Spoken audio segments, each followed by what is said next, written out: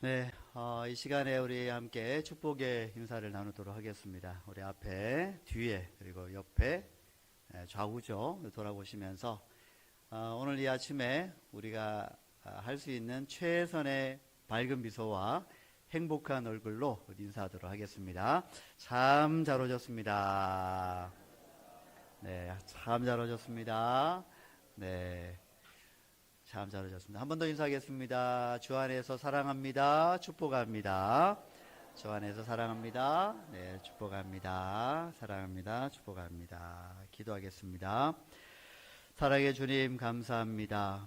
오늘 귀한 날을 주시고 특별히 복된 날 또 이 주일에 어버이 주일을 맞아서 하나님께서 우리를 참으로 사랑하시고 낳으시고 생명으로 기르신 그 참 어버이 되심을 또한 알고 우리가 지금까지 살아온 가운데 또 육신의 어버이를 인하여서 또 자람을 받아서 여기까지 오게 된 것임을 알고 감사할 수 있는 귀한 시간 되어지게 하여 주시옵소서.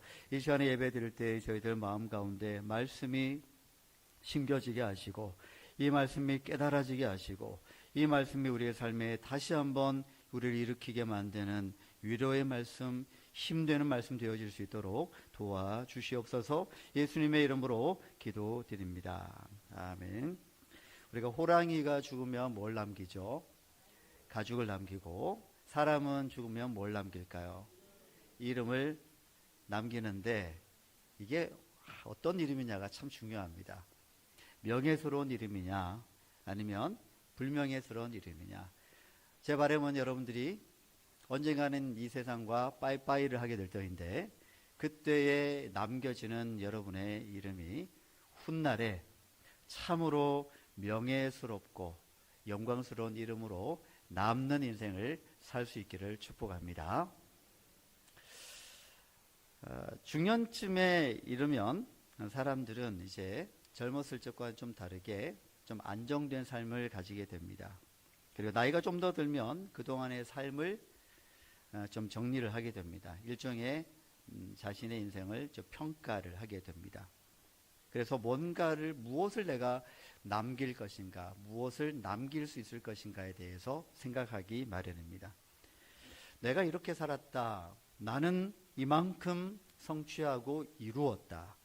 내가 그래도 이 삶을 잘 살아왔다, 버텼다라고 이렇게 자신의 이름으로 남기고 싶어 합니다. 자, 거기에 그럼 주어가 누군가를 한번 봐야 됩니다. 거기 주어가 누구일까요? 내가 됩니다. 내가. 제가 방금 말씀드린 내용에서는 나라고 하는, 내가라고 하는 주어가 그 모든 인생에 있어서 자리를 다 차지하고 있습니다.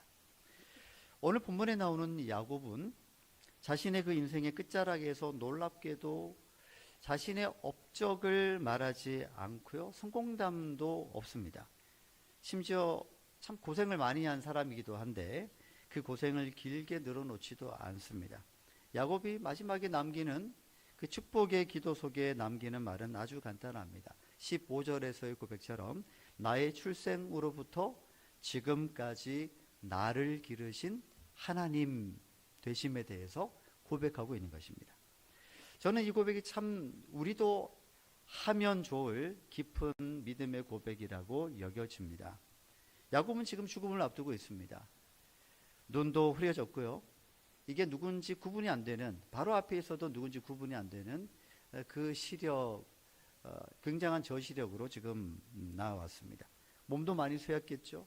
이제는 자기의 힘으로 무엇을 만들어낼 수 있는 때가 아닙니다. 더 이상은 무언가를 할 수 있는 몸도 마음도 이제는 조건이 되지 않습니다.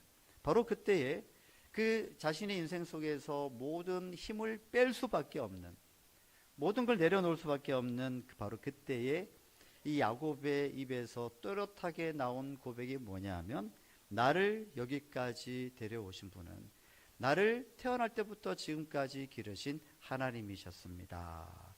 이 고백입니다. 야곱의 인생은 우리가 참 잘 압니다. 참 복잡했죠. 한마디로 정리하기도 참 어렵습니다. 믿음으로 살아왔던 인생이었다 하지만 우리가 잘 알고 있는 그 야곱의 인생은 그 안에 거짓이 있었고 속임수가 있었고 내가 속였는데 또 속임을 당하는 일도 당하게 되고, 그래서 그 모든 것들이 영리함인 것 같았지만 사실은 잔꾀로 가득했던 야곱의 인생이었음을 알 수가 있습니다. 그리고 두려움도 있었습니다. 불안도 있었습니다. 야곱은 형을 속였습니다. 아버지를 속였습니다. 도망쳐서 갔던 곳이 외삼촌 라반 집인데 거기에서 자신은 오히려 삼촌 외삼촌 라반으로부터 속임을 당합니다. 라헬을 얻을 줄로 알았는데 레아를 얻게 됩니다. 그래서 7년은 라헬을 위해서 그렇게 열심히 헌신하고 일을 했는데 알고 보니 그 신혼방에서 만나고 보니 그것은 라헬이 아니고 레아였습니다. 근데 삼촌 라반이 7년만 더 일하면 라헬을 주겠다고 해서 그걸 또 철석같이 믿고 또 7년을 그냥 거저 일을 해주었습니다. 라헬을 얻었습니다. 그 후로도 외삼촌 집 그 라반 집에서 일을 해 나갈 때 오늘날로 얘기하면 사실 거의 20년간 부당한 대우를 받아왔습니다. 결국은 나중에 외삼촌 라반 몰래 이 염소와 양을 자신이 원하는 방식대로 이렇게 만들어 유전학적으로 생태 교란을 해가지고 자신의 것으로 만들어 버리는 그런 일들도 감행을 할 수밖에 없는 그런 인생이었습니다. 형과 아버지를 속인 인생이 외삼촌 라반 집에 가서는 오히려 라반에게 속는 인생으로 바뀌어진 것입니다. 야곱의 가정 안에는 끊임없는 갈등이 있었습니다. 그리고 그는 사랑하는 라헬을 오랫동안 함께 살지 못하고 라헬을 일찍 잃어버리고 맙니다.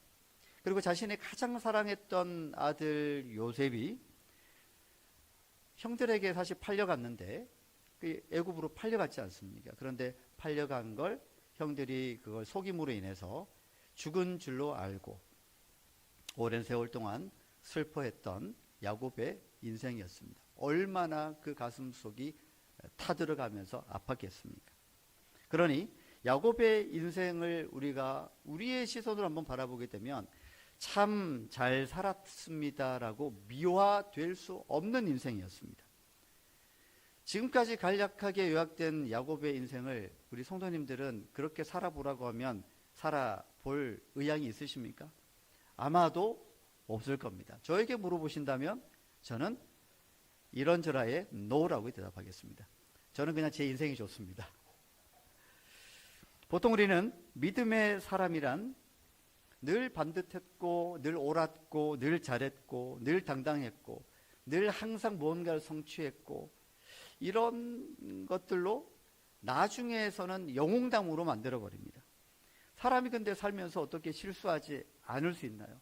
실패하고 넘어지고 두렵고 불안하고 그런 삶이 계속 이어질 터인데 나중에 사람들이 위인전 같은 걸 가만히 보게 되면 거기에 두려움과 실수보다는 잘했던 것들을 굉장히 많이 또 강조함으로 인해서 영웅을 만들어버리고 맙니다. 그러나 성경에서는 야곱을 결코 미워하지 않습니다. 영웅담으로 꾸며놓지도 않습니다. 이 점이 사실은 은혜의 지점이기도 합니다. 왜냐하면 우리가 그렇기 때문에 그렇습니다. 우리가 지금까지 살아온 인생이 아무리 잘 살아봤다 한들 어찌 거기에 실수가 없었겠습니까? 왜 거기에 넘어짐이 없었겠습니까? 왜 거기에 못난 점이 없었겠습니까? 부끄러운 삶이 있었습니다. 넘어지는 삶이 있었습니다. 도망간 삶이 있었습니다. 속였던 삶이 있었습니다. 불순종했던 삶이 있었습니다. 아니라고 자신 있게 말할 수 있는 분은 없을 겁니다. 누구에게나 또한 말 못할 후회들이 있습니다. 그때 내가 왜 그랬을까? 그때 조금만 욕심을 덜 부렸으면, 그때 조금 더 잘할 걸, 그때 그냥 용서할 걸, 그때 내가 좀 더 사랑할 걸이라고 하는 회한들이 있습니다. 그런데 야곱은 그 인생 마지막에 결코 자신의 속임과 나약함, 넘어짐, 잔꾀를 부렸던 그 삶에 대한 변호를 하지 않습니다. 내가 힘들게 그래도 여기까지 왔다라고 하지 않습니다. 내가 결국은 버텨냈고 이루어낸 삶이다라고 이야기하지 않습니다. 그는 자기의 인생을 다시 돌아보면서 해석을 할 때 하나님의 신실하심을 붙들고 그 하나님이 나를 붙드시고 나를 기르신 분이다라고 고백을 하고 있는 것입니다. 이 고백이 사실 오늘 저와 여러분들의 동일한 고백이 되어지기를 축복합니다. 야곱은 요셉의 그 두 아들을 축복하면서 놀라운 일을 합니다. 요셉이 그 아버지 앞에서 장자 므낫세를 그 야곱에게 있어서는 그 오른쪽 손으로, 그리고 에브라임은 왼쪽 손으로 안수하여 축복받을 수 있도록 위치를 했는데, 이때 야곱은 놀라운 일을 합니다. 이렇게 한 게 아니고 이렇게 합니다. 엇갈려서 놓습니다. 무슨 말이죠? 장자에게 갈 그 오른손이 차자에게 가고, 차자에게 갈 왼손이 오른쪽으로 가는 그런 일들을 이제 하게 됩니다. 의도적으로 야곱은 손을 엇갈려 놓습니다. 오른손은 장자를 축복할 때 쓰는 손이었거든요. 근데 그것을 차자에게, 왼손은 장자에게. 이상하지 않습니까? 그래서 요셉이 그것을 다시 수정하려고 하자 야곱은 거부합니다. 나도 안다. 내가 모르게 하는 게 아니다. 그러나 그의 아우가, 즉 므낫세의 아우가 오히려 그보다 더 크게 될 것이다. 하나님은 이 말씀을 보게 될 때 하나님은 우리의 상식적인 자격, 이때에는 장자가 상식적으로 축복받아야 될 사람이었거든요. 그런데 하나님은 야곱을 통해서 그렇지 않다라는 것을 보여줍니다. 우리의 자격과 조건 속에 하나님의 역사를 가두어서는 안 된다라는 것을 말씀하시고 있는 부분이죠. 그러므로 야곱이 나를 기르신 하나님이라고 고백할 수 있었던 이유는 야곱 자신도 모범생이었기 때문이 아닙니다. 자기가 잘해서가 아닙니다. 자신은 결코 모범생이 아니었다라는 것을 그 누구보다도 잘 알고 있었습니다. 그가 이 고백을 할 수 있었던 것은 하나님의 은혜로 말미암아 자신이 하나님의 은혜에 붙들려 있었고 하나님이 나를 기르셨기 때문에 나는 속이는 자였고 불평하는 자였고 두려운 자였지만 그러나 내가 여기까지 올 수 있었다라는 것으로 고백하고 있는 것입니다. 여러분, 만일 하나님께서 정말 똑바로 되어진 사람들만 끝까지 데리고 가신다면 우리는 사실 다 중간에 다 탈락하지 않았을까 싶습니다. 그건 저도 마찬가지입니다. 여기 남아있는 분이 없을 겁니다. 그러니 실수해도 넘어져도 또 연약해도 무너져도 거기에 머물러 있지만은 마시고 그것까지도 같이 끌고 가시는, 우리를 기르시는 그 하나님만 바라보며 나아갈 수 있는 저와 여러분들 되실 수 있기를 축복합니다. 만약 하나님께서 실수 없는 사람만 축복하신다면 우리 중에 누가 과연 하나님 앞에 설 수가 있겠습니까? 그러나 하나님은 야곱 같은 사람도 기르셨다라는 고백입니다. 그러니 그것은 우리에게도 동일하게 적용됩니다. 하나님은 나와 같은 사람도 기르셨습니다. 저와 여러분과 같은 사람도 하나님은 기르셨다는 것을 믿고 나아갈 수 있기를 축복합니다. 모자라고요, 별 볼 일 없고 실수투성이고 모나고 비뚤어진 사람도 기르신다는 것을 믿고 나아갈 수 있기를 축복합니다. 그리고 마침내 그 한 사람의 인생 가운데 결국은 그 사람의 입술에서 자신이 아닌 하나님의 신실하심을 고백하게 하는 것이 하나님의 우리를 기르시는 목적이다라고 하는 것을 믿고 나아갈 수 있기를 축복합니다.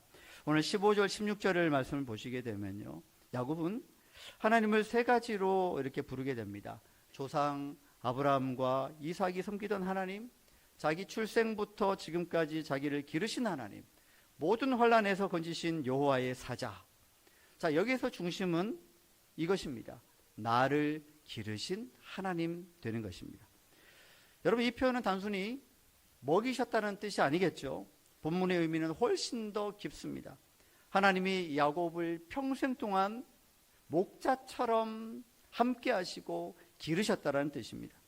야곱이 자기 인생 전체를 돌아보면서 발견한 것 한 가지는 그 하나님은 왕도 아니시고 심판자도 아니시고 그보다도 훨씬 더 넓게 그에게 있어서는 목자이셨다라는 것을 고백하고 있는 것입니다. 목자는 뭘 할까요? 양에게 있어서 목자는 정말 중요하죠. 양은 귀엽기는 한데 참 멍청합니다. 왜냐하면 자기 앞밖에 못 봅니다. 그게 낭떠러진지도 모르고요. 그래서 목자의 뒷공무니만 보고 가야 되는, 시력이 굉장히 근시안적인, 멀리 보지 못하는 그런 짐승이거든요. 그러니 양은 목자가 없으면 안 됩니다. 목자가 없으면 죽은 것과 사실 진배 없습니다. 양과 같은 우리의 인생 가운데 목자 되신 주님께서 여기까지 끝까지 우리를 먹이시고 기르셨다라고 하는 뜻이고, 그것은 야곱이 지금 고백하고 있는 바와 같습니다. 여러분, 우리의 인생 가운데에는 좋은 일만 일어나는 게 아닙니다. 야곱도 언제나 좋은 일들만을 경험하지 않았습니다. 어쩌면 야곱의 인생은 굉장히 굴곡투성이었습니다. 그래서 야곱은 자신을 하나님께서 자신의 삶을 평탄하게 해주신 것이라고 고백하는 게 아닙니다. 오히려 그 폭풍 같은 굴곡이 많은 인생 가운데에서도, 또는 자신이 남을 속여서 얻었던 이익과 같이 자신이 속임을 당해서 당하게 된 그런 손해를 보는 상황 속에서도 그는 나아왔을 때, 또는 관계에 있어서 상처를 안고 살아왔을 때에 그 모든 것이 다 지난 뒤에 야곱은 이렇게 고백했던 거죠. 그 모든 길에서 하나님이 나의 목자 되심으로 나를 길러주셨다 말씀하고 있는 겁니다.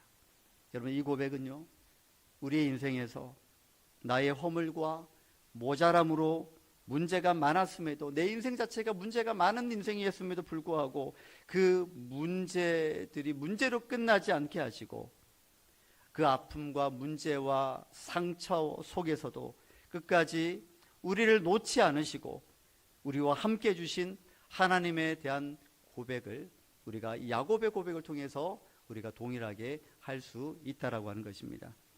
자신의 인생 끝자락에서 야곱은 한 가지 분명히 알고 있었던 것 같습니다. 내 인생에서 이해되지 않는 길은 분명 있었으나 그 어떤 길도 버려진 길은 없었다. 그 모든 길에서 하나님은 나를 기르셨다 고백을 하고 있습니다. 여기서 우리는 자연스럽게 예수 그리스도에게로 시선을 옮길 수가 있게 되어집니다. 야곱은 그의 인생 가운데 하나님이 나의 목자 되셨습니다라고 고백했죠. 근데 우리는요, 그보다 훨씬 더 깊은 은혜를 사실 받고 살아가는 시대에 살고 있습니다. 선한 목자라고 말씀하시는 그 예수님께서 2000년 전에 이 땅에 오셔서 우리를 위해서 친히 목자가 양을 위해 목숨을 버리신 그 은혜 속에서 우리는 믿음을 가지고 지금 살아가고 있다는 것. 그 목자 되신 주님께서 친히 육신이 되어주셔서 이 땅에 오셔서 우리의 인생과 만나 주셨다라고 하는 것입니다. 저 여러분들은 지금 그 은혜 속에서 살고 있습니다. 여러분, 그러므로 성도의 인생이라고 하는 것은 그냥 어떻게 살아남아야 되는, 그냥 버텨내야 되는 그런 구차한 인생이 아닙니다. 어떤 상황에 있든 어떤 현실에 있든 여러분 한 분 한 분의 모든 인생은 하나님 앞에서 지금도 기르심을 받고 있는, 돌보심을 받고 있는 인생임을 잊지 않기를 바랍니다. 여러분, 지금 사실 우리가 예수님을 믿고 살아가고 있다는 것 자체가 기적이 아니고 뭐겠습니까?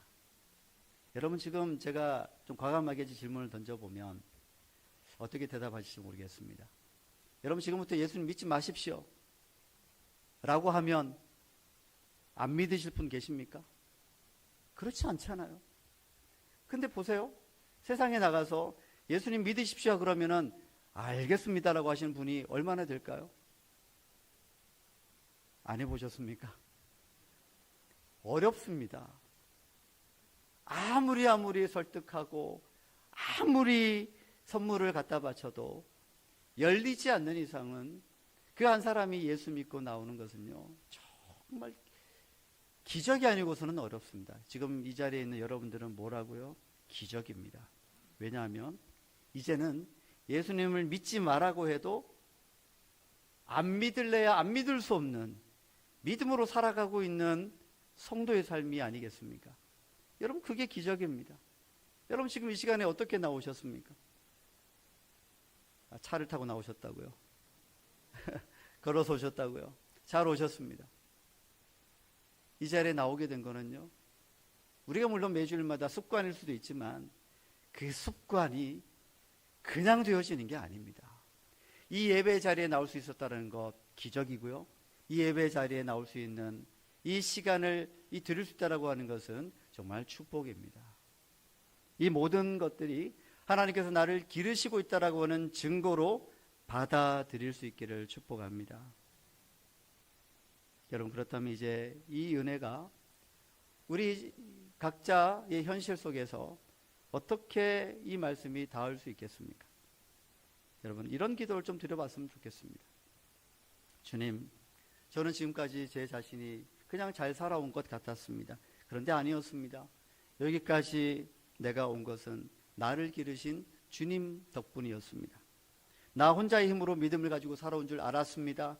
근데 아니었습니다. 주님께서 저에게 믿음을 주셨고 믿어지게 하셨고 그 믿음으로 살 수 있도록 주님께서 저를 친히 곁에서 기르셨다는 것을 믿습니다. 여러분, 이런 기도를 좀 해보았으면 좋겠습니다. 혹시 어떤 분은 지금의 이 삶의 현실이라는 게 너무 꼬인 것 같아서 이 고백이 잘 안 나올 수도 있겠다는 생각이 듭니다. 목사님 참 잘 모르셔서 그렇지 제가 처한 현실이 어떤 건지 아십니까? 저 지금 말할 수 없이 너무너무 힘들거든요. 하나님이 나를 정말 기르셨는지 거기에는 저는 관심이 없습니다. 지금 제가 죽을 힘을 다해서 버티면서 살고 있는데 하나님이 도대체 어디에 있단 말입니까? 여러분, 그런 마음을 가질 수도 물론 있습니다.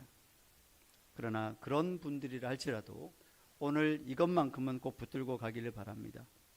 이런 고백이 되어졌으면 좋겠습니다. 주님, 제가 지금 나의 인생을 다 이해하지 못하지만 버려지지 않았고 하나님이 나를 기르신다라고 하는 이 성경의 말씀을 제가 믿을 수 있도록 도와주십시오. 성경에서는요, 우리에게 우리 인생이라고 하는 그 퍼즐, 그 조각조각 하나를 그때그때마다 다 이해하고 하나도 남김없이 또 그 숙제를 풀어서 오라고 하지 않습니다. 우리 인생의 퍼즐이라고 하는 것은요, 결국 우리의 목자 되신 주님께서, 하나님께서 결국 맞춰 가시고 목적과 그 의도대로 만들어 가신다라는 것을 우리가 믿고 나아갈 수 있기를 축복합니다. 여기서 잠깐 영상 하나를 보도록 하겠습니다. 그 악뮤라고 하는데요, 아실 만한 분들은 다 아실 겁니다. 모르시는 분들은 모르실 거고요. 이 악뮤의 기쁨, 슬픔, 아름다운 마음이라고 하는 이제 노래입니다. 물론 찬송도 아니고 찬양도 아닙니다. 그러면 이 세상 노래를 왜 예배 시간에 틀어주냐라고 하는 분들이 있을 것 같아서 제가 잠시 설명을 드리면 이 곡의 배경과 가사를 들어보시면 좀 이해가 되실 겁니다. 그 악뮤는 이찬혁 오빠가 있고 이수연 동생이 있습니다. 남매입니다. 어린 시절 부모님의 그 선교 사역을 따라서 몽골에서 자랐고요. 그러니까 기독교 가정에서 자란 남매입니다. 그 중간에 이제 어떤 일이 있었는지는 아시는 분은 다 아시기 때문에, 그래서 이제 음악을 이제 활동을 하게 되는 남매로 지금도 한국에서 굉장한 인기를 얻고 있습니다. 그런데 이 동생, 이 수연 양이 오빠 찬혁 군이 군에 입대를 한 이후에 그것과 맞물려서인지는 모르겠지만 굉장한 슬럼프에 빠졌습니다. 약 2년 정도 햇빛도 차단된 그 방에서 차단을 했겠죠. 차단한 채 방에서 나오지 못할 만큼 참 힘든 시간을 보냈습니다. 그리고 살도 얼마나 많이 쪘는지 모릅니다. 그런데 전역한 오빠 찬혁이 동생 곁으로 돌아와서 아주 작은 것부터 밖에 나가보자, 햇빛을 쬐자, 다시 일어서자, 이렇게 수연의 그 동생의 일상을 하나하나씩 일으켜 세워주는 그런 과정에 있었습니다. 그 과정을 다 거치고서야 비로소 나온 정규 앨범 4집이 있는데 그 타이틀이 바로 개화입니다. 다시 피어났다는 뜻이죠. 그 앨범의 타이틀곡이 오늘 제가 잠깐 여러분들에게 들려줄 이 노래입니다. 가사를 들어보면 이런 내용이 나옵니다. 기쁨 뒤에 슬픔이 오는 건 아름다운 마음이야. 저는 처음에 이게 도대체 무슨 말이야 그랬거든요. 기쁨 뒤에 왜 슬픔이 오는데 그게 왜 아름다운 마음일까? 한참이나 저는 이 해석을 하느라고 좀 시간을 보내야만 했습니다. 이게 제가 그냥 다가올 정도로 해석이 되려면 시간이 좀 걸리더라고요. 그렇게 얘기하면서 쫓아내지 말고 품어주어라. 아주 예쁜 돌이 된단다. 그리고 후렴에서는 이렇게 노래합니다. 흐린 날도 화창한 날도 시린 날도 끼우고 나면 다 퍼즐이 될 거야.